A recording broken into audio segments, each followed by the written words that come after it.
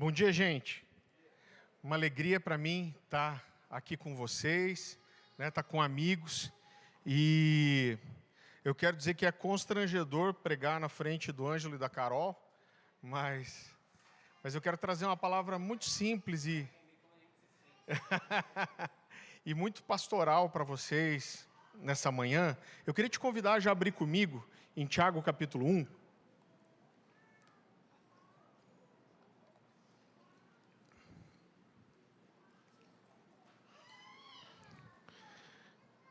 Tiago capítulo 1, eu quero ler com você a partir do versículo 2.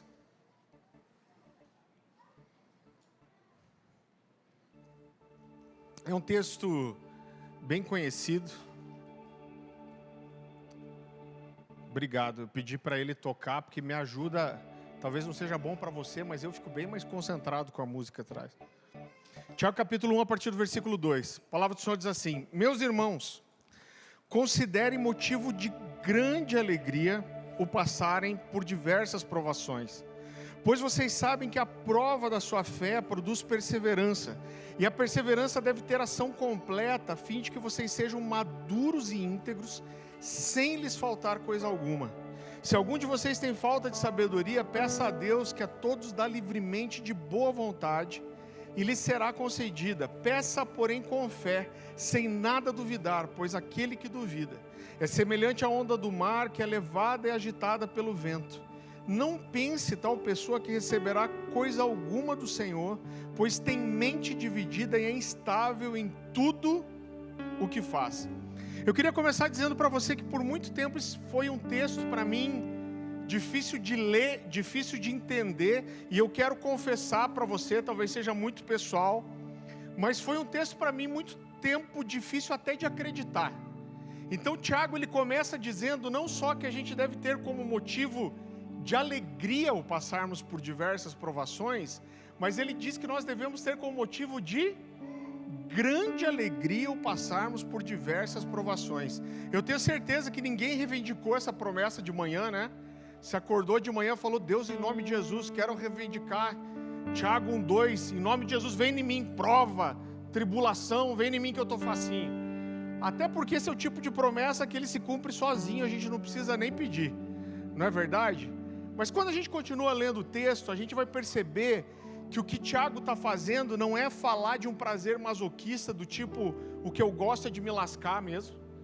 Mas Tiago está dizendo que a prova da fé é importante porque ela vai gerar algumas coisas em nós. Então ele diz que a prova da fé produz perseverança. Ele diz que essa perseverança deve ter uma ação completa, nos levando para um lugar de maturidade, aonde aí sim não nos falta coisa alguma.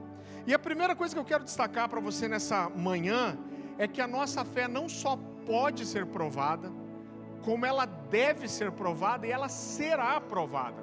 Até porque nada que não é provado primeiro pode ser aprovado. Você entende isso? E queridos, eu acredito que quando a gente fala sobre fé, uma das primeiras coisas que vem ao nosso pensamento é a própria definição bíblica da palavra fé. Diferente de outras palavras que estão muito frequentemente no nosso vocabulário cristão, como esperança ou amor, onde a Bíblia não traz uma definição do tipo dicionário, isso é aquilo. A Bíblia traz sim uma definição tipo dicionário dizendo o que é fé. Isso está onde? É um texto muito conhecido também, lá em Hebreus 11, capítulo 1. Então se puder, abra comigo rapidinho lá. Hebreus capítulo 11.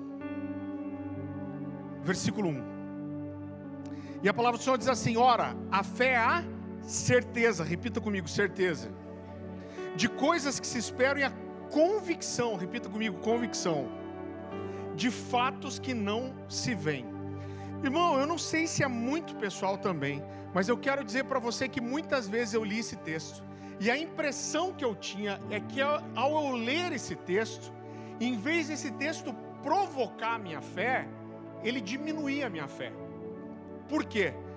Porque eu olhava para esse texto e eu olhava para dentro de mim, e muitas vezes eu pensei assim: olha, se a fé que Deus quer de mim é toda certeza e convicção, então talvez eu não tenha a fé que agrada a Deus, e talvez minha oração não seja atendida.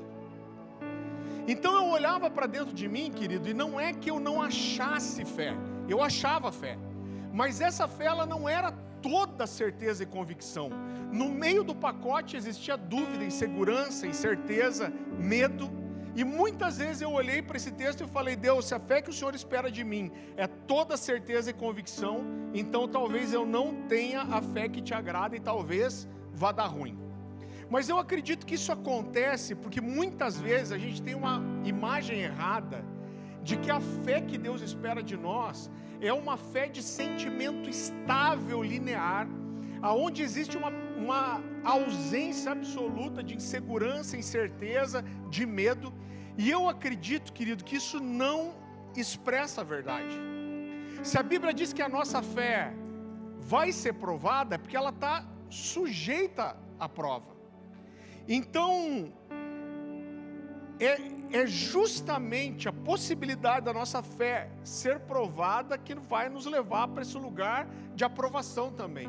Eu acredito que existem raros momentos na nossa vida onde a gente vive aquilo que 1 Coríntios capítulo 12 vai chamar de o dom da fé. Então isso vem como um dom mesmo. Eu acredito que em alguns momentos da nossa vida Deus vai nos dar essa fé que é toda certeza e convicção, aonde não tem sombra de dúvida, de medo. Mas eu acredito que isso aconteça talvez raríssimas vezes na nossa vida como um dom. Talvez nessa altura você está pensando, acho que o objetivo do Farley é acabar com a nossa fé hoje, mas não é isso. E queridos, quando a gente olha para a Bíblia toda, de capa a capa, ela é um livro falando de fé. A gente poderia resumir a Bíblia como um livro falando de pessoas que creram e tiveram experiências com Deus por causa disso. Mas mesmo a Bíblia, sendo de capa a capa um livro falando de fé, a própria Bíblia ela passa uma peneira e ela faz um ranking dos maiores exemplos de fé das Escrituras. E isso está onde? Lá em Hebreus, capítulo 11. Provavelmente sua Bíblia, inclusive, traz um subtítulo dizendo os heróis da fé. Esse texto é tão forte que chega uma hora que Deus fala para mim e para você assim, olha para a vida dessas pessoas, olha para o exemplo delas, olha como elas caminharam em fé, olha como elas andaram de forma sobrenatural em fé. Essas pessoas eram tão incríveis que o mundo não era digno delas. Esse texto mexe comigo. Deus está dizendo, o mundo não merecia essas pessoas pela forma que elas caminharam em fé. Mas queridos, quando a gente vai olhar para a vida dessas pessoas, eu quero mostrar isso para você, a gente vai perceber que mesmo esses maiores exemplos de fé das Escrituras, eles não tiveram uma fé de sentimento completamente estável, linear, aonde existia uma ausência absoluta de insegurança, de medo, de incerteza. Pelo contrário, eles apresentaram talvez uma fé muito parecida com a minha e com a sua. Então, logo encabeçando ali a lista dos heróis da fé, a Bíblia vai falar de Abraão, e você conhece a história. Eu acho muito interessante, porque quando Deus quer começar a trabalhar na vida de Abraão para transformar ele no pai da fé, a primeira coisa que Deus faz com ele é falar, olha, sai da sua terra, da sua parentela e vai para um lugar que eu ainda vou te mostrar. Então o que Deus estava fazendo para trabalhar a fé de Abraão era colocar ele num lugar de incerteza. Então quando Deus fala, sai da tua terra, da tua parentela, Deus está dizendo, olha, sai do lugar onde você tem segurança, onde você conhece pessoas, onde você tem o arrimo da sua família, onde você tem recursos para te ajudarem, e vai para um lugar que eu ainda vou te mostrar. Mas Deus faz algumas promessas para ele. Deus fala para ele, olha, eu vou te prosperar, eu vou te abençoar, eu vou te dar uma terra e eu vou te dar filhos tão numerosos quanto o pó da terra. Irmão, você conhece a história. Abraão põe o pé na estrada e ele crê na promessa de Deus, e alguns anos se passam e Deus cumpriu muitas coisas na vida de Abraão, e eu não sei como foi aquele dia na vida de Abraão, mas quando chega a noite ele está chateado. A Bíblia fala de uma noite em que Abraão está na tenda dele, e uma coisa que me chama muito a atenção nos heróis da fé, é a sinceridade que eles tinham com Deus. Então a Bíblia fala de uma noite que Abraão chega para Deus, ele está dentro da sua tenda, ele rasga o coração. E ele fala: Deus, o Senhor me fez muitas promessas, e o Senhor cumpriu várias delas, e o Senhor me deu bens, o Senhor me deu animais, o Senhor me deu servos, mas o Senhor ainda não me deu um filho.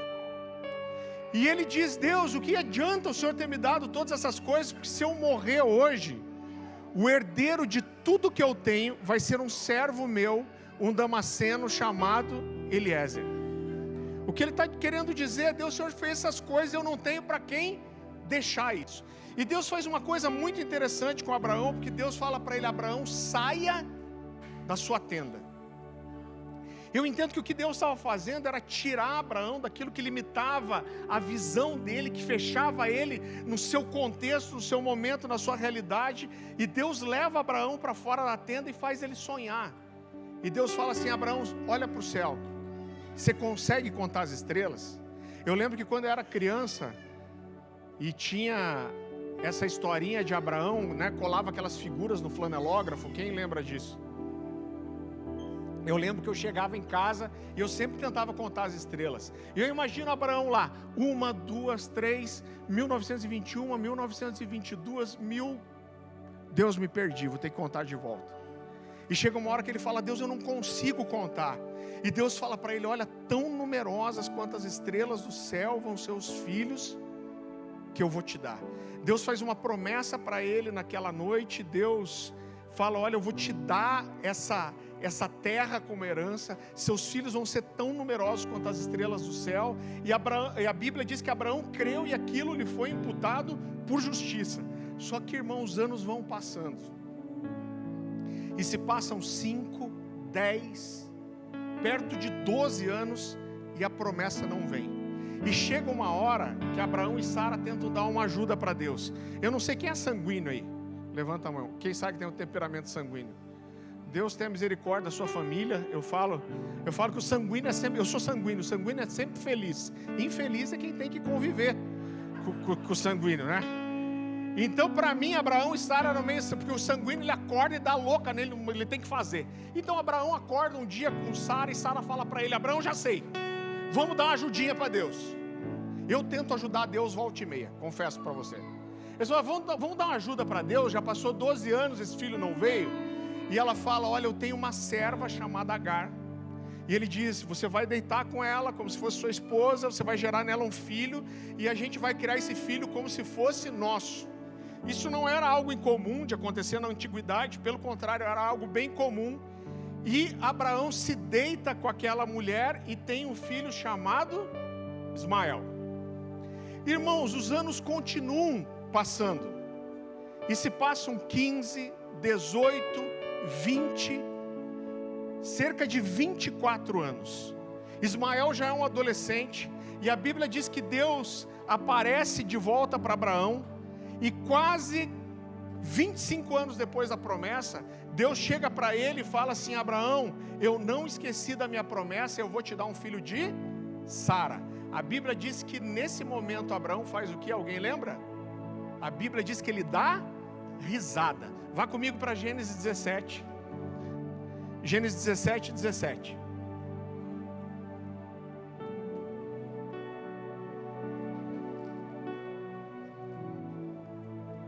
A palavra do Senhor diz assim: Abraão prostrou-se rosto em terra, riu-se e disse a si mesmo: poderá um homem de 100 anos de idade gerar um filho?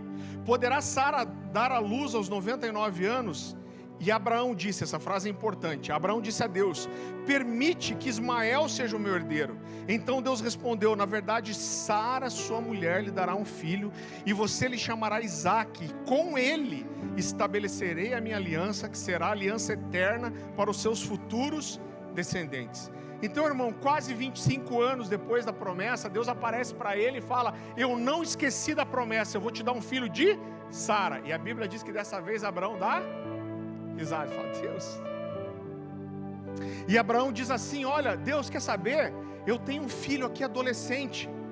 O que ele está dizendo é: Deus, está tudo bem entre nós, esquece essa promessa, está tudo certo, eu tenho um filho adolescente, passa essas promessas para ele, está tudo bem. E Deus diz: não, eu vou te dar um filho de Sara.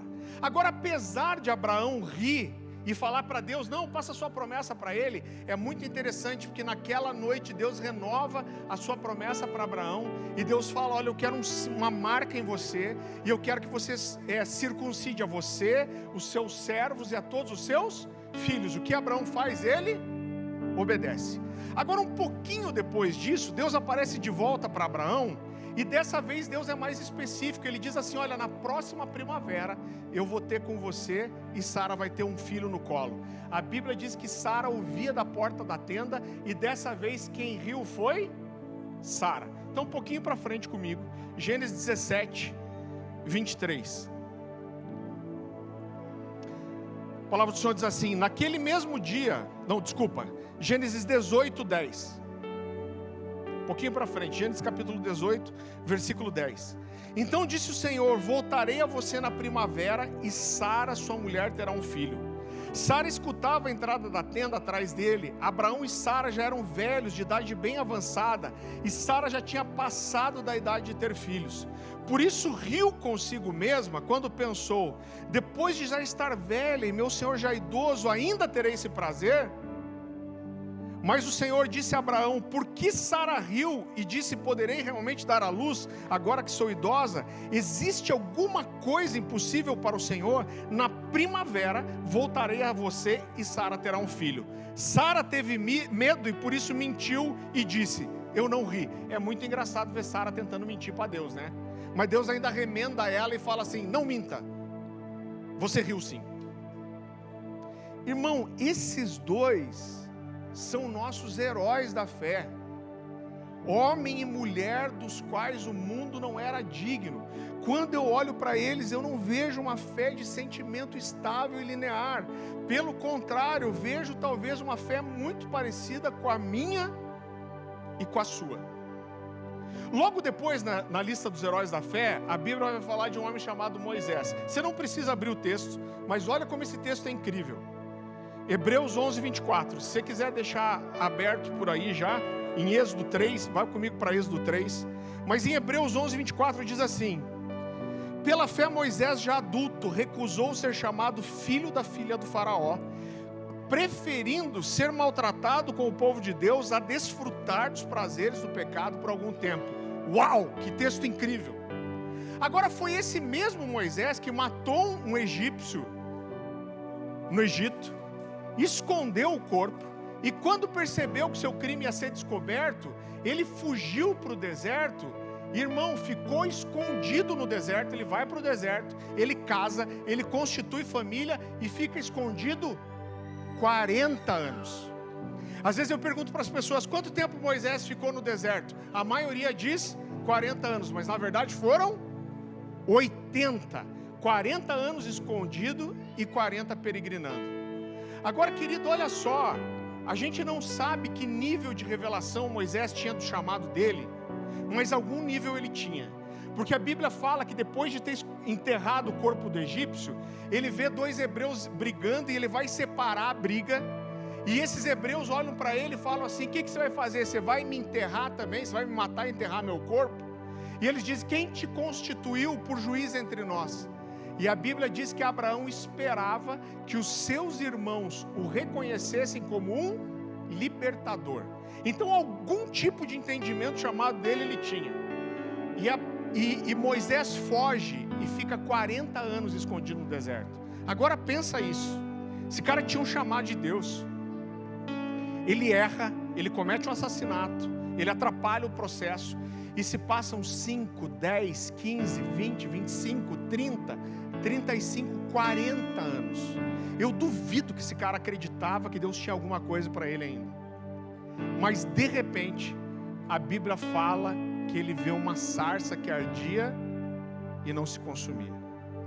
Irmão, a sarça é uma espécie de um arbusto, né, fininho, de galhos finos. E eu estou chutando a tomada aí, né? E é comum esse arbusto morrer no deserto, ressecar e até ter uma combustão espontânea. Então o milagre não estava no fogo, mas o fogo que esse arbusto faz é aquilo que no sul a gente chama de como a grimpa, né? que é o pinheiro, que é aquele fogo de palha, que é forte, mas acaba em segundos. Então aquele fogo forte, mas que acaba em segundos. Mas a Bíblia diz que Moisés viu essa sarça que queimava e o fogo não consumia ela. E quando ele chega para olhar o que estava acontecendo, a Bíblia diz que o Senhor fala com ele. Vá comigo então para Êxodo capítulo 3, versículo 10. E Deus chega para Moisés e já diz assim: vem agora, e eu te enviarei a Faraó para que tires o meu povo, os filhos de Israel, do Egito. Então disse Moisés a Deus: quem sou eu para ir até Faraó e tirar do Egito os filhos de Israel? Irmão, não sei se sou eu que tenho problema, mas eu leio alguns textos da Bíblia e eu consigo dar risada. Para mim, o trabalho que Moisés deu para ser convencido por Deus é um dos textos mais engraçados da Bíblia. Vá comigo um pouquinho para frente, Êxodo capítulo 4, versículo 1. Olha o que Moisés responde para Deus. Moisés respondeu: e se eles não acreditarem em mim e nem quiserem me ouvir e disserem: o Senhor não te apareceu? O que Moisés está querendo dizer é o seguinte: Deus, eu vou aparecer no Egito 40 anos depois, diante do exército mais poderoso da terra, diante de todo o povo de Israel, que eram cerca de 3 milhões de pessoas, e vou aparecer dizendo que Deus me apareceu do meio de um foguinho e mandou todo mundo me obedecer. Ele está dizendo: Deus, eles vão achar que eu fumei a árvore. Falou: ninguém vai acreditar em mim. Mas Deus estava tão obstinado a convencer Moisés que Deus fala assim: Moisés, o que é isso na sua mão? E ele fala: é uma vara, um bordão.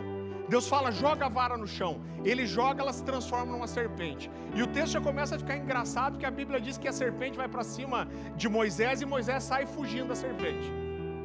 Aí Deus fala: Moisés, pega a serpente pela cauda. Ele pega, ela se transforma numa vara de volta.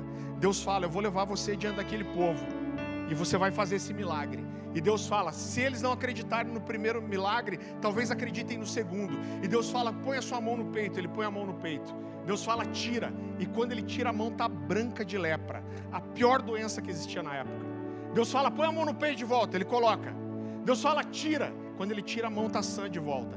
Deus fala: se eles não acreditarem no primeiro milagre, talvez acreditem no segundo. E se eles não acreditarem no segundo, talvez acreditem no terceiro. Você vai pegar a água do rio Nilo, você vai deitar essa água na terra seca, e a água vai se transformar em sangue. E diante desses efeitos especiais, a lá Steven Spielberg, Moisés se encheu de fé e falou: Deus, é isso mesmo, eu vou lá, vou fazer milagre, vou transformar a vara em cobra, sangue, é isso aí que eu vou fazer, Deus. Foi isso que Moisés falou? Não. Olha a resposta de Moisés para Deus diante dos milagres. Êxodo capítulo 4, versículo 10. Disse, porém, Moisés ao Senhor: ó Senhor, nunca tive facilidade de falar, nem no passado, e nem agora que falasse ao teu servo, não consigo falar bem. Irmão, a resposta de Deus para Moisés, para mim, é um dos textos mais poderosos da Escritura. Deus fala assim: Moisés, quem fez o ouvido que ouve o surdo, não fui eu. Deus fala: quem fez os olhos, o que enxerga o cego. Ele diz: quem fez a boca, o que fala o mudo.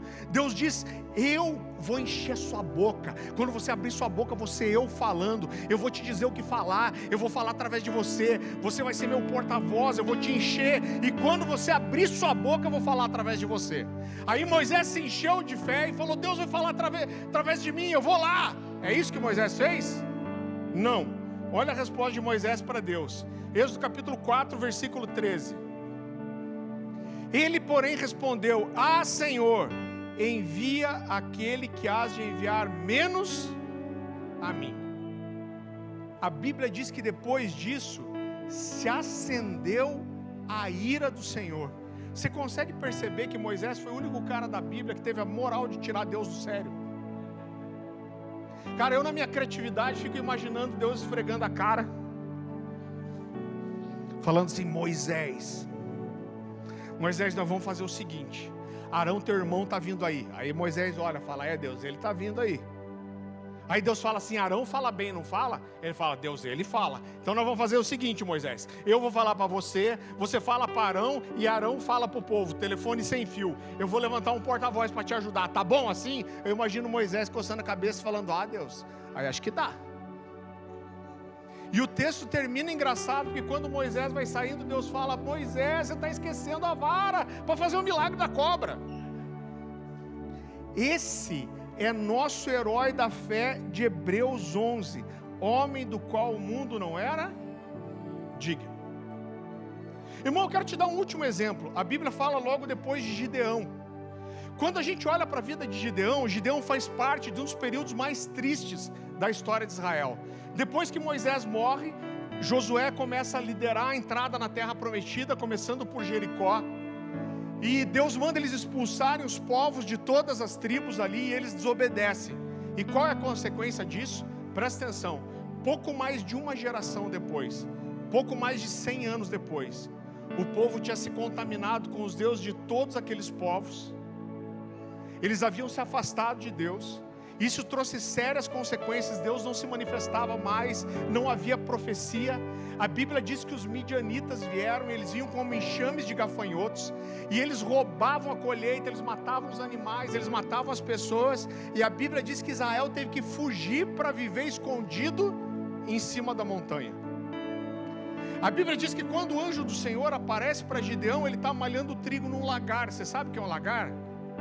Lagar era uma vasilha um pouco maior que a circunferência de 2 braços, que era usada para prensar, pisar uva. Agora, por que cargas d'água esse cara estava malhando trigo num instrumento de prensar uva? Para mim parece óbvio. A Bíblia fala que ele estava num campo aberto, moendo aquele trigo. Um instrumento de moer trigo, um moinho, era um instrumento muito maior, muito mais pesado. Então, para mim, esse cara estava trabalhando um pouco de trigo num campo aberto, porque se o inimigo aparecesse, ele conseguia juntar aquele pouco de comida e fugir. Você consegue imaginar esse nível de opressão? Então Gideão, ele cresceu ouvindo as histórias de tudo que Deus fez. Ele cresceu ouvindo dos pais, talvez dos avós, como Deus derramou as 10 pragas sobre o Egito, como Deus abriu e fechou o Mar Vermelho, como Deus se manifestou numa coluna de fogo, numa coluna de fumaça, como Deus derramou maná no deserto, como Deus derrubou as muralhas de Jericó. Mas quando Gideão olhava para a sua vida, ele conhecia todas as histórias, mas quando ele olhava para a sua vida, ele não via nada. Ele via que ele estava escondido, passando necessidade, sendo perseguido. E a Bíblia fala que de repente o anjo do Senhor aparece para Gideão. E dentro da teologia, queridos, quando a Bíblia fala o anjo do Senhor, com letra maiúscula, no singular, nós entendemos que isso é o que a teologia chama de uma teofania, ou seja, uma manifestação do próprio Deus ou próprio Jesus. E a Bíblia diz que o Senhor aparece para ele. Uma das coisas que mexe com o meu coração é que provavelmente Gideão já tinha imaginado como seria ver uma manifestação sobrenatural de Deus, presenciar isso, ouvir a voz de Deus. Mas quando Deus aparece para ele, ele não cai de joelhos adorando. Mas Gideão é extremamente sincero, ele rasga o seu coração, e o Senhor aparece para ele e fala: o Senhor é contigo, poderoso guerreiro. Ele não cai de joelho, não adora, mas ele diz assim: o Senhor nos abandonou. Ele diz: o Senhor nos abandonou. Ele diz: olha, se o Senhor é conosco, por que nós estamos sendo entregues nas mãos dos nossos inimigos? Ele diz: se o Senhor é conosco, aonde estão os milagres que os nossos pais nos contavam? E Deus fala: mas eu escolhi você vai ser um libertador. Ele diz: não, eu não. Igual Moisés.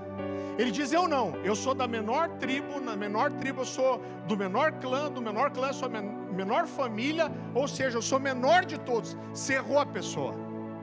Mas o Senhor insiste com ele, e chega uma hora que ele tem um pingo de esperança. E ele não tinha certeza que era Deus falando com ele ainda, porque ele diz assim: se é o Senhor, me deixa te trazer uma oferta. Você lembra que ele estava num contexto de dificuldade aqui? Quando ele vê um pingo de esperança, ele fala assim, ele faz uma prova com Deus, ele provoca o céu. Ele fala: se é o Senhor, me deixa te preparar uma oferta. A Bíblia diz que ele vai para casa, ele prepara pães sem fermento, ele prepara um cordeiro, ele traz a oferta. Quando ele chega, o Senhor fala para ele: coloca a tua oferta na pedra. Ele coloca. Quando o anjo do Senhor toca a oferta, fogo sobe da pedra e consome a oferta. Ele dá um pulo para trás e fala: Deus está aqui mesmo. Agora o que me chama a atenção é que 3 vezes, capítulo 7 de Juízes, capítulo 9 de Juízes e capítulo 11 de Juízes, 3 vezes o anjo do Senhor aparece para ele e diz assim: Gideão, não tenha medo, você não vai morrer. Por que ele diz isso 3 vezes? Porque no coração de Gideão tinha medo de morrer. Agora o que Gideão faz? Apesar de todo o medo, de toda a insegurança, Gideão anda como quem crê e ele obedece. Querido, quando eu olho para esses homens, eu não vejo uma fé de sentimento estável, linear, onde existe uma ausência absoluta de medo, de insegurança, de incerteza. Pelo contrário, eu vejo talvez uma fé muito parecida com a minha e com a sua. Querido, eu acredito que o nosso problema é porque muitas vezes a gente valoriza demais o sentimento da fé e a gente valoriza de menos a atitude da fé. É claro, querido, que o quadro perfeito é quando as duas coisas estão juntas, quando o nosso coração está bombando de fé, quando a gente está crendo e a nossa atitude é de fé. Mas nem sempre isso acontece. E eu tenho certeza que os pastores que estão aqui vão concordar comigo. Quando a gente está há alguns anos já pastoreando pessoas, a gente percebe muito fácil que na igreja existem 2 tipos de pessoas. Tem gente que crê muito fácil. Você fala qualquer coisa para ela, o coração dela bomba de fé. Ela crê de verdade, mas às vezes a atitude não é de fé. Você quer que eu te dê um exemplo? Pedro.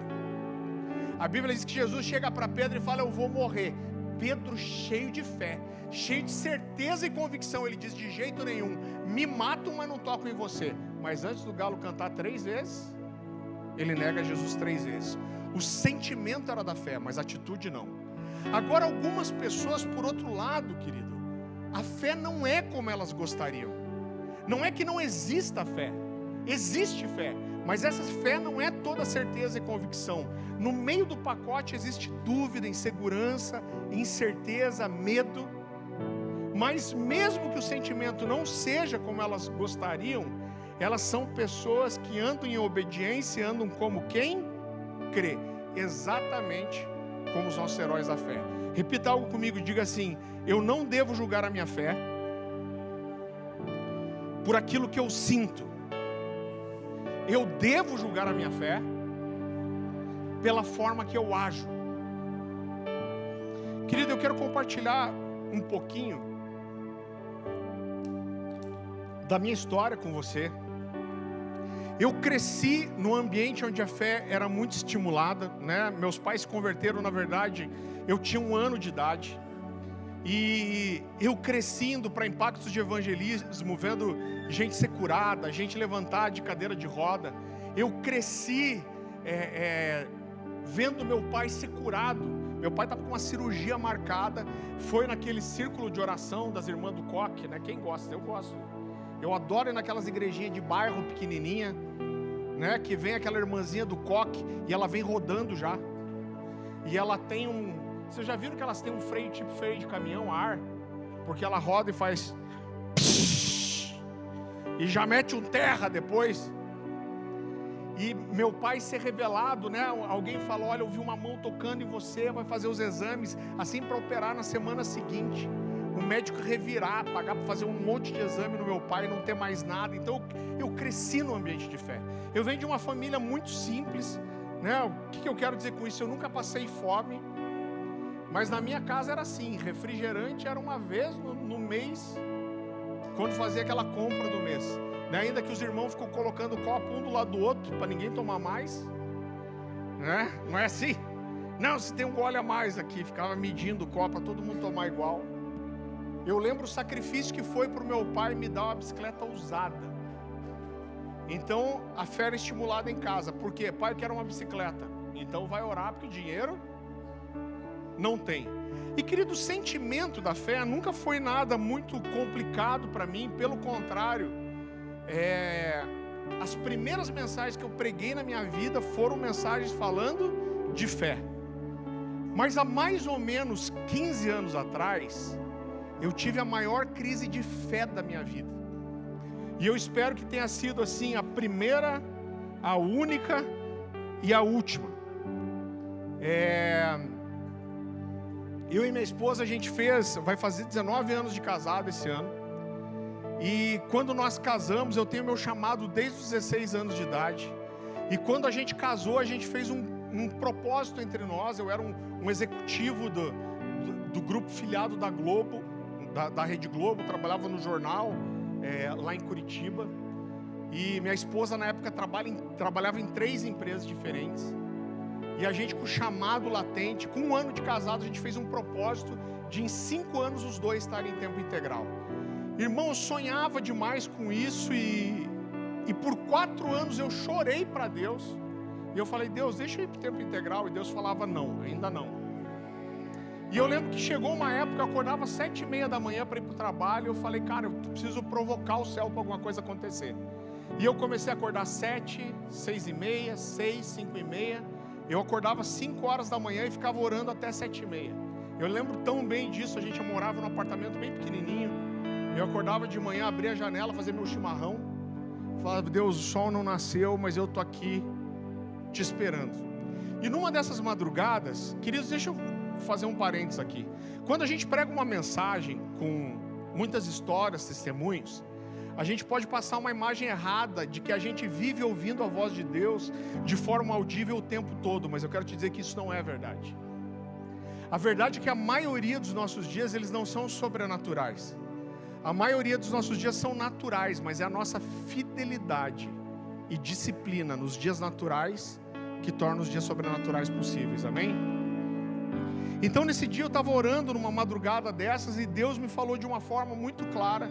Deus me falou assim, ó, em 6 meses, você pode pedir demissão do seu trabalho, porque eu vou cuidar de você. Eu tenho até hoje o caderninho onde eu anotei isso. Eu lembro que eu terminei minha oração, acordei minha esposa, eu levava ela para o trabalho antes de ir para o meu. E o primeiro sinal que Deus me deu foi que eu abri o coração disso para ela. A gente sempre falava em ir junto para o tempo integral, mas dessa vez eu falei isso para ela, ela falou, Farley, eu acho que é de Deus. E eu participava da comunidade Alcance na época, pastor Luciano Subirá. E eu lembro que eu levei isso para o cara que era meu pastor direto na igreja. E ele falou para mim assim, Farley, não conta para ninguém isso. Guarda para você e vamos só orar. Mas umas 2 semanas depois disso, eu estava num culto de oração que tinha lá na igreja, na terça-feira à noite. E eu lembro que o irmão do pastor Luciano Subirá chegou para mim e falou assim, Farley, queria te falar uma coisa. Eu falei, pode falar. Ele falou assim, olha, você sabe o que a Bíblia fala, que toda profecia deve ser julgada. Você sabe que a Bíblia fala, em parte profetizamos, em parte conhecemos. Eu falei, cara, pelo amor de Deus, fala logo. Ele falou, não, mas é muito específico. Eu falei, cara, fala. Ele falou assim, você está orando para estar no ministério em tempo integral? Eu lembro que tinha uma mesa perto de mim, até me escorei na mesa. Eu falei, por quê? Ele falou, porque Deus me falou que em 6 meses você está liberado, que Ele vai cuidar de você. Irmão, era tudo que eu precisava. O que eu fiz? Peguei um calendário, marquei 5 meses, porque eu falei, cara, a empresa vai pedir para eu ficar pelo menos 1 mês para treinar alguém no meu lugar, e foi o que aconteceu. Eu falei, mas tal dia aqui eu vou pedir para sair. E eu precisava de um milagre, que era a empresa aceitar me mandar embora, porque eu não tinha nada, irmão. Tinha uma convicção em Deus, mas não tinha nenhuma promessa da igreja, não tinha salário da igreja. Deus fez um milagre, eu não vou entrar nos detalhes, mas essa empresa, né, decidiu, eu tive que falar com os donos da empresa, os diretores da empresa. Mandei uma carta dizendo que eu queria ser pastor, e esses caras me mandaram embora, me pagaram até o que não me deviam. Eu falei, Deus, eu preciso disso, porque eu preciso me manter uns meses para entender o que eu vou fazer. E esse milagre aconteceu. E queridos, no meio disso, Deus fez mais um milagre. Quando eu e a minha esposa, a gente estava com 1 ano de casado, a gente começou a orar por outra coisa, para ter um filho. E eu sempre sonhei em ser pai. E a gente estava tentando, essa gravidez não vinha. E a gente estava tentando há bastante tempo já. E eu lembro que a gente foi no médico da minha esposa e a gente falou, olha, a gente está com muita dificuldade de engravidar. E ele falou assim, vocês estão fazendo a tabelinha para acompanhar os dias de fertilidade da sua esposa? Eu falei, não. Ele falou, eu vou te ensinar a fazer a tabelinha, se em 3 meses vocês não engravidarem, um dos dois tem um problema. E se eu não me engano, a gente ficou tentando por 6 meses, essa gravidez não aconteceu. A gente foi nesse médico de volta e ele encaminhou cada um para um especialista, né? E eu fui para um urologista, fui fazer todos os exames. E, irmão, o que esse médico me falou foi o seguinte: eu lembro que esse médico pegou os exames e ele sentou comigo e ele falou assim: olha, deixa eu te explicar qual é seu quadro. Ele falou, para que a sua esposa engravide, precisa um espermatozoide entrar no óvulo. Mas para um entrar, você precisa de 150 mil espermatozoides chegando até o óvulo, batendo no óvulo, liberando uma enzima para enfraquecer o óvulo, para um entrar. Aí ele falou, olha, a tua contagem de esperma é tão baixa que você não tem nem perto, nem se fosse tudo, você não tem nem perto dos 150 mil. Lembro que eu olhei para minha esposa e falei, misericórdia, eu estou meio aguado.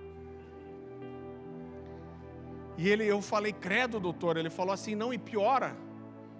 Eu falei, meu Deus.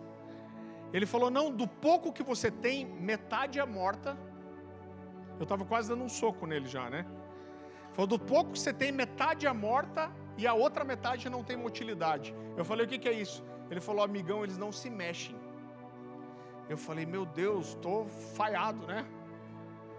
E ele falou, eu conheço seu quadro, a única forma de sua esposa engravidar é você fazer uma inseminação artificial in vitro, que é a mais complicada que tem. Ele falou, olha, a gente vai caçar alguns espermatozoides bons lá, a gente vai tirar o óvulo da sua esposa, fecunda em laboratório e coloca de volta dentro dela, e vocês têm 33% de chance de engravidar. Irmão, na época, um ciclo desse custava, se eu não me engano, 18 mil reais.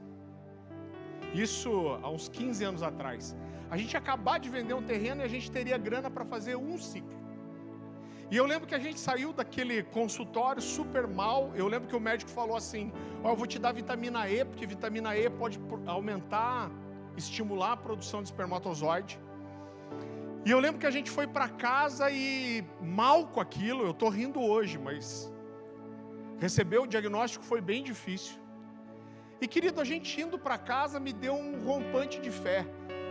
Eu comecei a pensar, falei, cara, mas Deus escolheu as estéreis. Eu falei, eu sei que são as estéreis, mas eu vou tomar uma carona aqui, né? Eu lembro que eu virei para minha esposa, ela falou assim, vamos fazer o ciclo. Eu falei, Dani, Deus escolheu as estéreis. Eu falei, mas eu vou tomar posse dessa promessa aí. Eu falei, eu creio que Deus vai fazer um milagre, nós não vamos fazer esse ciclo. A única coisa que eu fui fazer, que foi o que o médico estimulou, foi tomar a vitamina E para estimular a produção de espermatozoide. Irmão, tomei o primeiro comprimido, me encheu o corpo de brotoeja, alérgico à vitamina E. Eu falei, não, ou eu sou muito urucado, ou Deus tem alguma coisa nesse negócio. Só que a gente estava tentando já há uns 2 anos. Aí chegou nesse processo que eu pedi demissão do trabalho. E aí a gente estava nessa mesma reunião de oração, mas algumas semanas depois, a gente estava lá na reunião de oração e outro pastor da igreja, a gente se conhecia muito pouco. Ele me chamou e falou assim, Farley, sua esposa está aí? Eu falei, tá. Ele falou, então chama ela lá que eu quero dar uma palavra de Deus para vocês. E eu chamei a Dani, minha esposa, ele falou assim, por que vocês não têm filho? Eu falei, puxa pastor, eu tenho um diagnóstico de infertilidade. Ele falou, mas Deus me falou que está dando um filho para vocês. Irmão, e eu tinha uma impressão que em algum momento alguém ia nos dar uma palavra e essa gravidez ia acontecer. E ele falou, já tomei posse, já saí pulando com aquilo. Falei, não é isso, Deus vai fazer um milagre, eu creio, vou ser pai. Beleza, vamos embora. Passou uns 15 dias, a minha esposa começou a ter um desconforto grave, gástrico, começou a passar mal. E ela falou, Farley, vou ter que ir no médico. Fui com ela, ela saiu perto do horário de almoço, levei ela no médico. E o médico está examinando ela e ele fala assim, olha, você não está grávida não? E aí nós dois dissemos assim, não? Por que a gente falou não? Irmão, nesses 2 anos aí mais ou menos que a gente ficou tentando engravidar, eu fiz muito teste de gravidez. E ela atrasava uma meia hora a menstruação, a gente estava fazendo já um teste de gravidez, né?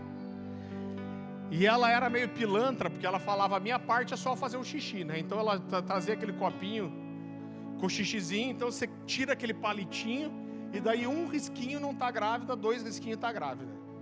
Irmão, eu fiz muito teste de gravidez. E você enche seu coração de fé, você pega, põe o palitinho ali, você fica 2 risquinhos, 2 risquinhos, 2 risquinhos, 1 risquinho. Um mês depois vai fazer de volta, 2 risquinhos, 2 risquinhos, 1 risquinho. No meio disso o cara faz um teste de Covid, 1 risquinho, 1 risquinho, 2 risquinhos. É mais ou menos assim, né? E a gente fez muito teste de gravidez. E é claro que toda vez isso traz uma frustração. O que Provérbios diz? Que a alegria frustrada, a esperança frustrada adoece o coração. E a consequência de você colocar muitas vezes a sua fé numa coisa que não acontece, acaba levando a gente para um lugar aonde a gente passa a ter medo de crer. Por que você tem medo de crer? Para não se machucar. É melhor eu não crer para não me frustrar. E eu lembro que quando o médico falou, olha, você não está grávida não, ela falou assim, não. Eu também falei não. Ele falou, não, mas por via das dúvidas eu quero fazer um teste beta-HCG em você para ver se você não está grávida. Irmão, a gente foi para o carro, ele falou, às 2h da tarde está pronto o seu exame. Eu lembro que a gente foi para o carro com medo de falar um com o outro. Mas quando eu estava caminhando com ela, veio aquela coisa daquela fé no coração. Eu falei, Dani, você está grávida, eu creio nisso. Ela falou, amém. E eu lembro que eu fui almoçar em casa, ela foi almoçar no trabalho dela, e a gente combinou de se encontrar 2 horas na clínica para pegar o resultado.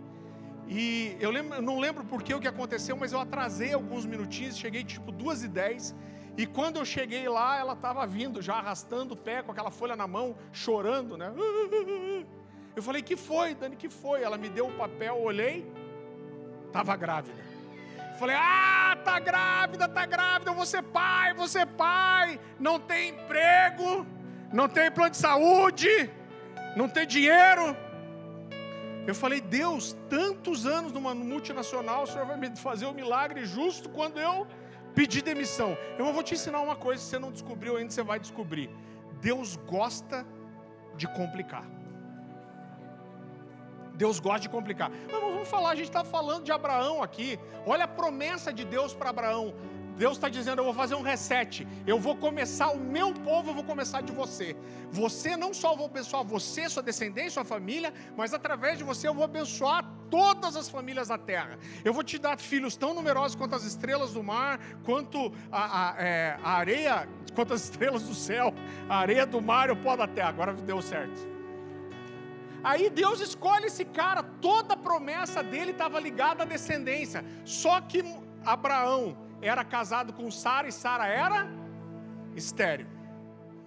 Mas Deus faz um milagre para ele, dá para ele Isaac, que vai dar continuidade à descendência. E Isaac se apaixona por uma moça chamada Rebeca. E Rebeca era estéril. Mas Deus faz um milagre de volta. Eles têm 2 filhos, Jacó e Esaú. Jacó vai dar continuidade à promessa. E ele se apaixona por uma moça chamada Raquel. E Raquel era... vá se lascar, né? Agora tem outra, quando Deus faz milagre tipo ostentação. Porque hoje eu tenho Caleb de 13, a Nicole de 11 e a Louise de 9. E o resultado é que agora eu vou ter que fazer uma vasectomia para consertar o que Deus fez.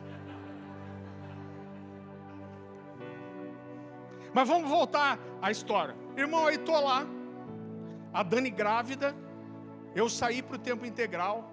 E eu lembro que quando eu peguei a minha rescisão, eu fiz as contas, eu falei, cara, eu vou conseguir viver uns 8 meses com essa grana. Se eu não me engano, eu fiquei 10 meses sem salário. E eu lembro, querido, que meu filho nasceu dia 14 de maio. Eu lembro que chegou um domingo de abril. Eu cheguei na igreja e, se eu não me engano, eu tinha os últimos R$270 na conta. Isso foi tão forte que durante a gravidez da minha esposa, tudo que eu comprei para o meu filho foram 4 tip-tops. Foi tudo que eu comprei. Mas quando ele nasceu, ele tinha tudo. E eu lembro que eu cheguei num domingo e eu falei, Deus, meu filho vai nascer mês que vem. Semana que vem eu vou pagar a luz e a água e o meu dinheiro vai acabar. Eu falei, Deus, o que eu vou fazer? Naquela noite me deram uma oferta de R$1.000, mas isso não resolvia a minha vida, você entende? E eu lembro que eu cheguei em casa e eu falei, amor, eu tenho que fazer alguma coisa, porque o dinheiro acabou. Eu tenho uma convicção que Deus me chamou para estar no ministério em tempo integral. E quando eu cheguei na Alcance, eu já pregava em alguns lugares. Eu tinha já um livro publicado, estava publicando outro, mas eu parei de sair para pregar fora quando eu cheguei lá. Por quê?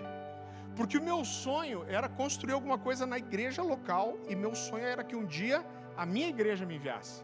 Então ninguém me pediu para parar de pregar em outros lugares, mas eu parei. E eu lembro que eu cheguei para minha esposa e falei, amor, meu dinheiro acabou. Eu falei, eu vou ter que pegar livro aí em consignação e vou ter que voltar a sair, tentar fazer agenda para trazer sustento para dentro de casa. Eu lembro que eu cheguei para o pastor Marciano, que era um dos pastores da igreja, o pastor Luciano Subirá estava viajando, e eu chamei ele e falei, pastor, é o seguinte, eu já tinha muita responsabilidade na igreja, eu falei, pastor, eu faço muita coisa aqui, mas meu filho vai nascer mês que vem, meu dinheiro acabou, e eu falei, eu vou ter que voltar, sair, pregar para levantar recurso. E ele olhou para mim e falou assim, Farley, mas você já fez alguma agenda? Eu falei, ainda não. Tinha que valorizar o passe, né? Ele falou, olha, você consegue segurar até semana que vem? Porque eu queria falar com o Luciano e queria que ele falasse com você. Eu falei, até semana que vem acho que dá. Na semana seguinte, ele e o pastor Luciano me chamaram, eles falaram assim, ó, isso era abril. Eles falaram, Farley, não é uma promessa, mas a gente quer te estabelecer aqui no presbitério como pastor em dezembro. Só que a gente não pode te pagar um salário de pastor sem você ser pastor. Agora, por outro lado, a gente não queria que você se ausentasse da igreja agora nesse momento que você está para ser estabelecido um presbítero. E eles falaram, olha, a gente tem uma proposta para você. Eu falei, qual é? Eu lembro que eles brincaram comigo e falaram assim, olha, a nossa secretária acabou de pedir demissão. Você não quer ser a secretária da igreja até dezembro? Eu falei, quero sim. E foi aí que eu comecei a ter um salário da igreja. E querido, até esse momento, a grande crise da minha fé não tinha vindo ainda. Então por isso que eu acredito que não foi uma crise financeira. Eu comecei a trabalhar na igreja e, irmão, de repente, parece que tudo que era espiritual cessou na minha vida. Eu ia orar, eu não sentia mais a presença de Deus. Eu ia ler a Bíblia, Deus não falava comigo. Eu buscava Deus e não sentia nada. Nesse período desses passos de fé, todo lugar que eu ia levantava um profeta para me dar uma palavra. Irmão, eu entrei numa secura que eu falei, cara, pode estar o maior profeta de todos aqui. Acho que se tiver só eu e ele num culto, ele vai dar uma palavra para um cara que sair na rua, mas não vai dar para mim. Parou tudo, irmão. E qual foi E eu passei, a consequência foi que eu passei a ter dúvidas de coisas que eu sempre tive convicção. Então eu comecei a duvidar que Deus tinha me chamado. Eu comecei a ter dúvida de que Deus ia suprir as minhas necessidades. Eu comecei a ter dúvida que meu chamado era para ser um pastor mesmo. E não importava o que eu fizesse, irmão, isso não virava no coração. Eu lembro que eu cheguei para minha esposa e eu abri o coração com ela, chorei com ela, e a minha crise era, eu não estou pedindo nada demais, eu não quero mais poder, não quero mais unção, eu só quero voltar ao normal, eu só quero ser como eu sempre fui. Irmão, não importava o que eu jejuasse, orasse, buscasse, eu não sentia nada. E essa crise foi tão grande, eu não sei se você vai conseguir me entender, que, irmão, eu já preguei por esse Brasil inteiro, faz 15 anos mais ou menos que eu prego viajando. Europa, África, já conheci lugares que eu nunca imaginei pregando. E eu sei que uma das principais características que Deus tem para mim é a pregação. Mas essa crise foi tão grande que eu não conseguia preparar uma palavra mais. Eu lembro que um dia a gente foi sair para um culto de jovens e a gente saiu de carro de casa e a Dani falou para mim assim, o que você vai pregar hoje? Eu falei, vou pregar tal coisa. Ela olhou para mim e falou assim, mas de novo? E eu estufei o peito, gauchão. Falei, eu não vou pregar nada que Deus não me falou, não vou falar nada para o povo que Deus não me falou. Eu só vou dizer o que Deus me disse. Então se Deus não fala nada de novo, eu também não vou falar nada de novo. Bem confiante. Mas por dentro eu estava me borrando de medo. Falei, cara, daqui a pouco eu vou ser um pastor de tempo integral e eu não vou ter o que pregar. As pessoas chegavam para a gente, estava chegando a ordenação, e as pessoas nos abraçavam na igreja e falavam assim: daqui a pouco você vai ser nosso pastor. E eu lembro que eu olhava para elas assim, sorria com um sorriso amarelo e pensava: se essa pessoa soubesse que daqui a pouco ela vai ter um pastor que está sem fé.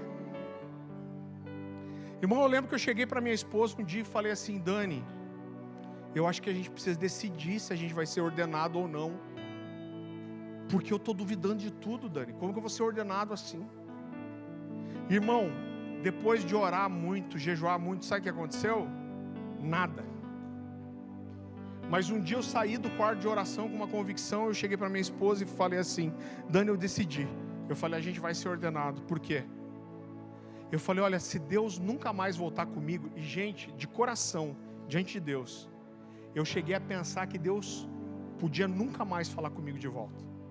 Eu falei: se Deus nunca mais falar comigo, eu vou continuar andando em obediência em cima daquilo que Deus já falou. E eu lembro que chegou o dia da nossa ordenação, e só eu e a Dani fomos ordenados naquele dia. E a igreja fez uma grande festa ali, e colocaram a gente no altar, a gente ajoelhou, e todo o presbitério saiu para profetizar sobre a nossa vida. E nessa hora subiu o pastor Francisco. O pastor Francisco era o único ancião do time, foi um dos pastores que ordenou o pastor Luciano Subirá.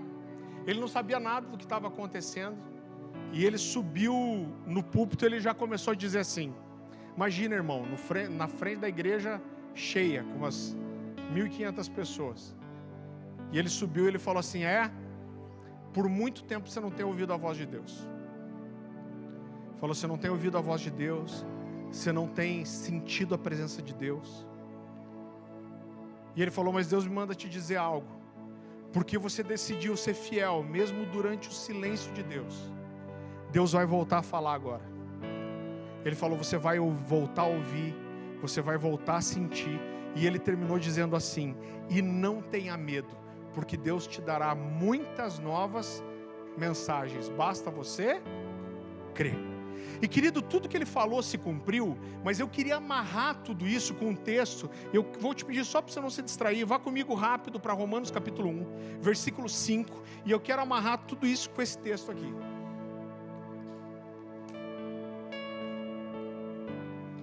Romanos capítulo 1, versículo 5, olha que precioso esse texto. E a palavra do Senhor diz assim: por meio dele e por causa do seu nome, recebemos graça e apostolado para chamar dentre todas as nações um povo para a obediência que vem pela fé. Querido, se fosse para você guardar uma coisa só dessa mensagem, eu queria que você guardasse o que eu vou te dizer agora. A obediência, ela é a mais profunda e poderosa expressão de fé genuína. A obediência, ela é a mais profunda e poderosa expressão de fé verdadeira. Eu pensava que eu estava obedecendo mesmo sem fé, mas eu quero dizer para você, a obediência, ela é fé. As pessoas tendem a confundir muito esse texto.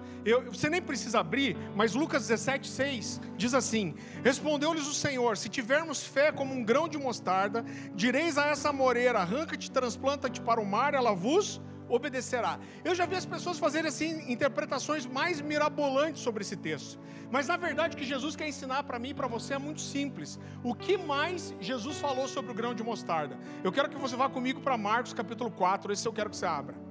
Evangelho de Marcos capítulo 4, versículo 30. A palavra do Senhor diz assim: disse mais, a que assemelharemos o reino de Deus? Ou com que parábola apresentaremos? É como, repita comigo, como? É como um grão de mostarda, que quando semeado, é a menor de todas as sementes sobre a terra, mas uma vez semeada, cresce e se torna maior do que todas as hortaliças, e deita grandes ramos, a ponto das aves do céu poderem aninhar-se à sua sombra. Primeira coisa que eu quero corrigir: já vi muita gente pregar assim: não, Jesus falou que a sua fé pode ser do tamanho de um grão de mostarda. É isso que Jesus disse? Não.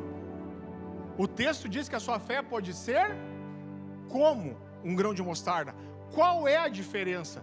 É que o que Jesus quer ensinar para a gente é que a sua fé ela pode parecer pequena, mas se ela for usada como uma semente, ela for lançada em terra fértil, ela for regada, ela vai crescer e estender grandes ramos a ponto das aves do céu poderem fazer ninho nela. E quando a nossa fé cresce, quando ela é provada e mostra uma atitude perseverante. E sabe qual é o limite de crescimento da sua fé? Repita assim comigo: o limite de crescimento da minha fé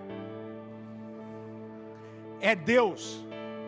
Repita comigo: ou seja, a minha fé não tem limites.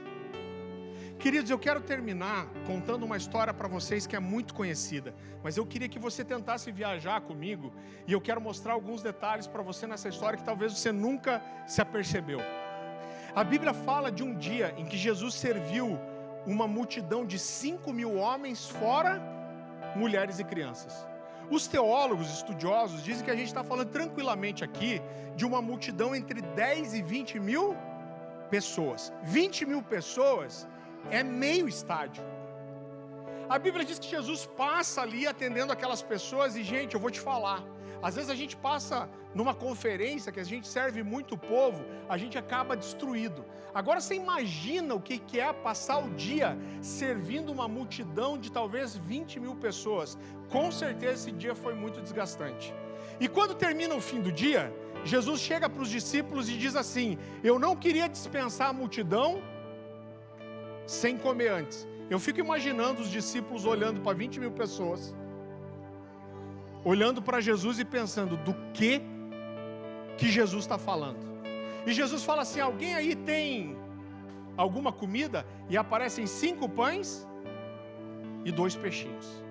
A Bíblia diz que Jesus multiplica os pães e peixes e manda os discípulos servirem a multidão. Agora, irmão, a gente lê isso muito fácil. Você já pensou o trabalho que é para 12 homens servirem talvez 20 mil pessoas? Talvez isso tenha levado algumas horas. E eu imagino depois de tudo isso, os discípulos voltando tudo esgualepado, arrastando aquele cesto e falando: Jesus, deu boa, todo mundo comeu. Aí Jesus fala: que bom, agora volta e recolhe o que sobrou. E eles recolhem 12 cestos cheios, um para cada discípulo. Você consegue imaginar o trabalho que isso deu? E depois disso a Bíblia diz que Jesus coloca eles num barco e fala: olha, atravesse o mar em direção a Cafarnaum, que eu vou subir no monte para orar. A Bíblia fala que quando eles saíram de barco, o vento e a correnteza era contrária. Eu não sei se você já teve a oportunidade de tentar remar contra a correnteza. Irmão, é desgastante demais. A Bíblia diz que Jesus está orando no monte, e quando chega a 4ª vigília da noite, você sabe quando é a 4ª vigília? É entre 3 e 6 da madrugada. Ou seja, esses homens remaram contra o vento provavelmente a noite inteira. A Bíblia fala que o barco começa a ser açoitado pelo vento e a força das ondas, e esses homens entram em desespero, e a Bíblia diz que Jesus resolve ter com eles andando sobre as águas. E a Bíblia diz que quando eles veem o vulto de Jesus no escuro, eles gritam: ah, é um fantasma. Irmão, eu sempre achei a coisa mais ridícula do mundo pensar como que 12 homens que estão andando com Jesus 3 anos e meio vão ver um vulto no escuro e vão achar que é um fantasma. Mas quando eu fico imaginando o esgotamento físico, o esgotamento mental, o medo de cair na água, de se afogar, de morrer, eu consigo entender o desespero deles. A palavra que Mateus escolhe usar é terror. Mateus diz que quando eles viram o vulto de Jesus, eles ficaram aterrorizados. E a Bíblia diz que eles olham e gritam: é um fantasma! E Jesus diz: não tenham medo, sou eu. E a Bíblia diz que nessa hora se levanta um homem no barco. Quem? Um homem de pequena fé. A Bíblia diz que Pedro se levanta e ele fala: se é o Senhor, me ordena e ter andando sobre as águas contigo. Irmão, se Pedro olhasse para dentro dele, talvez ele não encontrasse fé o suficiente para pisar fora daquele barco sem medo de se afogar, de afundar, de morrer. Mas Pedro olhou para dentro dele e ele encontrou fé suficiente para andar em obediência sobre uma palavra de Jesus. E quando Jesus diz: vem, ele pula para fora do barco. Cara, eu imagino essa situação. Eu imagino Pedro andando ali, olhando, andando sobre as águas, e barulho de água batendo, remo batendo, gente gritando. Mas a Bíblia fala que chega um momento que ele tira os olhos de Jesus, e ele repara na força do vento e das águas. A Bíblia diz que ele tem medo. Ele tem medo e começa a afundar. E quando ele começa a afundar, ele grita: mestre, socorro! E a Bíblia diz que imediatamente Jesus agarra ele pela mão e puxa ele e fala: homem de pequena fé, por que você duvidou? Agora a gente se apega demais à pequenez da fé de Pedro. Agora naquela madrugada, gente, 11 homens voltaram para casa com uma história para contar. A história de ter visto um homem andar sobre as águas. Mas só um homem voltou para casa com a experiência de ter andado sobre as águas. Quem? Um homem de pequena fé. Um homem que tinha uma fé como um grãozinho de mostarda, mas usou ela como uma semente. Um homem que negou Jesus 3 vezes para não ser relacionado a ele. A Bíblia não diz isso, mas Clemente conta isso, a história conta isso. Que quando Pedro, muitos anos depois, foi preso pelo Império Romano, dessa vez ele não negou, ele não fugiu, mas falaram para ele: nega a sua fé, a sua história. Ele falou: não vou negar.